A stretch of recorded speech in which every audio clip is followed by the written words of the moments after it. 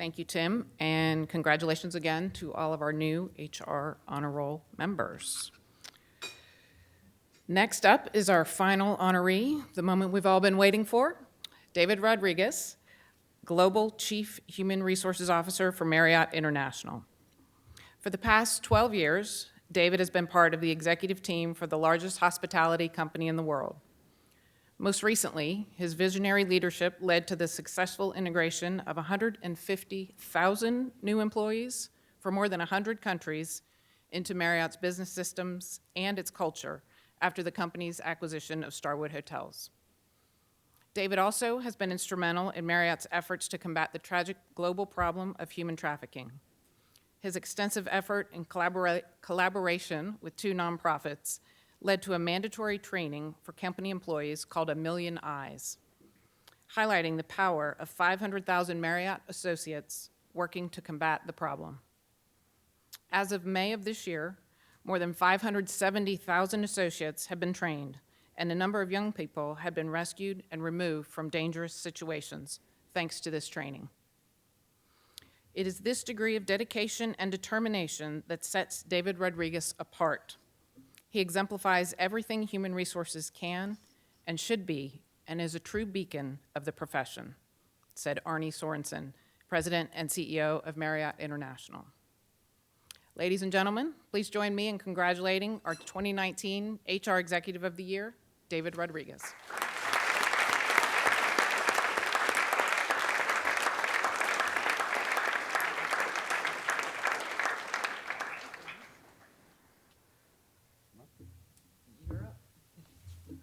Good evening, everybody, and thank you for that very nice recognition. And I want to thank the people at HRE, and also congratulate my fellow honorees. I know Angie very well, as you heard. We've worked together on a number of professional activities, and she could just as easily be standing up here. So again, I congratulate my fellow honorees. Also want to give thanks to Fred, folks, and the selection committee. When I saw who comprised the committee, it's quite a who's who, and that makes this even more meaningful. And Fred, I'm just glad my nomination probably came up during happy hour at the campus. So that always helps. Arne Sorensen, CEO of our company, and desperately wanted to be here. You may know, because he publicly disclosed, he is combating pancreatic cancer, stage 2 pancreatic cancer, and doing a great job at it. When he found out about this, he was quite excited until I told him, but you're not going. Last thing he needs to be is, traveling an extra day. And then I went to, my peers also were quite excited. And I said to them, guys, you're not coming. In fact, the whole C-suite, by the way, this happens to be a week where we have our most important hotel owners meeting. So they've all been traveling. I said, let's do this. Well, this is the deal. You guys, when you get home, they were all flying back today.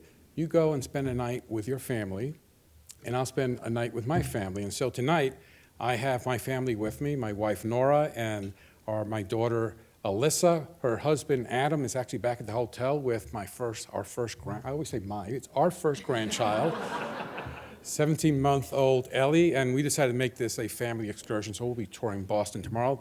My daughter Leah and Alex are here, my brother Robert and sister-in-law Rebecca, and my sister Lillian, my brother-in-law Edgar, and my mom is here. So thanks, guys, for being here.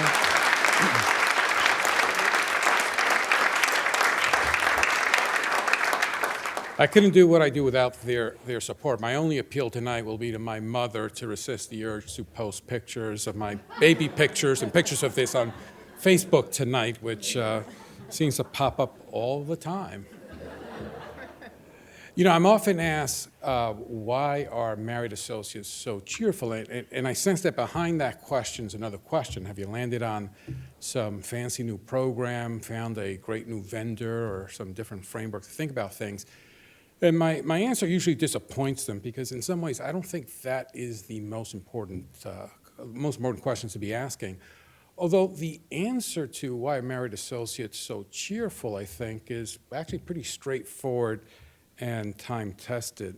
I've been at the company since 1998, and actually in this job feels like 50 years, but I started in 2006. So I've been a CHRO, the CHRO for Marriott for 14 years, about almost 14 years. And in that time, I've picked up a habit. I'm not one much for formal procedures. Arnie has learned not to look back if we're touring hotels, because more often than not, if he looks back, I won't be there. I tend to peel away, and what I do when I visit hotels throughout the world is I wander off by myself, and I come up to one of our associates, and I ask a simple question: what's it like to work here? And so over the last almost 14 years, I've detected a pattern. What is it that people are looking for from their employer? And that pattern has led to three, I think, fundamental human needs that, for those either budding or professional psychologists in the room, you'll note that it pretty much mirrors what psychology has been telling us for a long time. The first, I'll tell you as a story. I was traveling in India, some years back, and when I landed, I was told there's an employee that desperately wants to see you. Now, of course, you think the worst. This is going to be the story from you-know-what. It's interesting. I got to the hotel, and the minute the associate was brought to the room I was in, she burst into tears. I said, well, this is really going to be bad.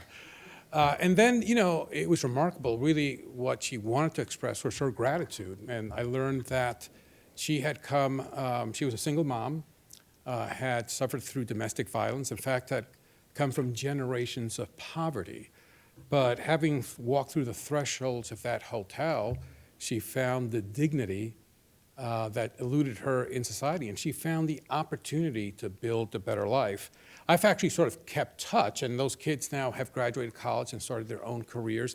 The trajectory of her life was completely changed, and she essentially said, I found a family here, and I make sure that every single customer, that they feel like family. She doesn't see them as customers. They are friends and family coming into her home. So I've learned every single human being wants the opportunity to live their very best life. And it doesn't matter what generation you're talking about, what country, what culture, the oppression that some may feel. When you get beneath the surface, every human being wants the opportunity to build their best life. The second factor I've come to see is best embodied by a story. I was in the Middle East a couple of years ago, and I was shaking hands with associates, and a young associate kind of comes up to me and kind of shyly looks up at me and says, I wish you were my father. It stopped me dead in my tracks, right? Well, what do you say to that? But I came to learn what she was expressing was she had found a community at Marriott, right? An extended family. And, we know science tells us that the quality of relationships in our lives is an incredible factor in, our overall well-being. And so we endeavor at Marriott to provide community to our associates. And of course, it has loads to do with the practice of diversity and inclusion. And then thirdly is purpose. Arnie, as you heard Elizabeth say, a couple of years ago decided that we were going to tackle the issue of human trafficking. Now, I can guarantee you that, outside the business, maybe inside the business, there were people thinking he's lost his mind. Why would you, as the CEO of a hotel company, go out of your way to make salient to the public that human trafficking occurs in your hotels, may occur in your hotels? Well, because it can and it does. And as you heard, we've now trained 600,000 people, and I can tell we've heard stories of young children and vulnerable adults that literally their lives being saved. I can't tell you how important that is to our associates across the world. They feel a sense of pride. They feel a sense of purpose. And so, what we do at Marriott is, go beyond, table stakes is you provide, as we were talking in the earlier panel session, table stakes is you provide fair pay and benefits in a safe environment. What you want to do is have your employees prefer to have you as part of their lives. And the way you do that is, in fact, to help them meet these fundamental human needs. I will tell you that it is transformative in our hotels. Our internal research tells us that at hotels where that dynamic is happening, interestingly, I hope many of you, if you're not, please work on it. Many of you are elite members of our loyalty program. Thank you if you are. I will tell you that our research tells us, interestingly, in hotels where you have a higher sense of community, this sort of deep engagement with the business, it's interesting, a customer wouldn't know that's one of those hotels, but our research tells us, they feel better appreciated, more a part of the company. So, not only is it a responsibility, I think, that we bear in society as companies to add value to the lives of our employees, it happens to be pretty good darn business. And frankly, it comes straight from the origins of the company in 1927. I'm very grateful to carry on the legacy of two pioneers. They were newlyweds when they started a 9-seat root beer stand, not too far from where the White House stands. They never would have imagined it would have become what the company is today. But I will tell you that both of those entities in 1927, that tiny little root beer stand that almost went out of business when nobody wanted to drink ice cold root beer in winter, innovation had to happen fast to keep that little business alive.